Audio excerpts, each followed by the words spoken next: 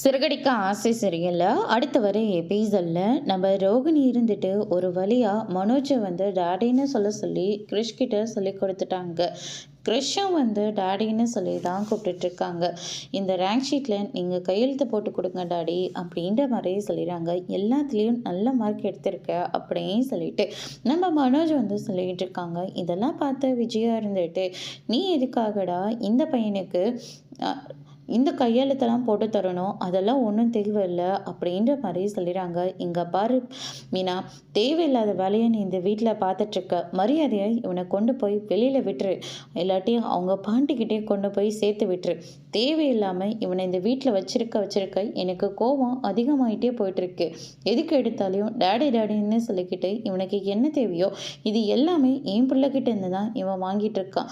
நீங்கள் தானே பார்த்துக்கிறதா சொல்லி அவனை இந்த வீட்டில் வச்சிட்ருக்கீங்க. நீங்கள் பார்த்துக்கிறத விட்டுட்டு இவனை எதுக்காக இப்படி டார்ச்சர் பண்ணிகிட்டு இருக்கீங்க அப்படின்ற மாதிரியே சொல்லிடுறாங்க. என்ன பண்ணுறதுமா, எங்களை விட இப்போலாம் கிருஷிக்கு இவனைத்தான் ரொம்ப பிடிச்சிருக்கு போல இருக்குது. இவனோட சுயரூபம் எல்லாருக்கும் தெரிய வந்தா அதுக்கப்புறம் இவனே அவங்கிட்ட அவன் பக்கத்தில் கூட போக மாட்டான் அப்படின்ற மாதிரி நம்ம முத்து வந்து சொல்லிட்டு இருக்காங்க. அதுக்கு அடுத்து தான் வந்து பார்த்திங்கன்னா ரோகிணி இருந்துட்டு நான் கல்யாணி வந்திருக்கேன் அப்படின்னு சொல்லிட்டு மனோஜை வந்து மிரட்டி அந்த கார்டில் வந்து சைன் நீ தான் போடணும், என் பையனுக்கு நாங்கள் 2 பேருமே இல்லை, நீ தான் அப்பா அம்மாவை பார்த்துக்கணும் அப்படின்ற மாதிரி சொல்லி மிரட்டுறாங்க. அதோடு இன்னைக்கான பிரம்ம முடிச்சிருக்காங்க.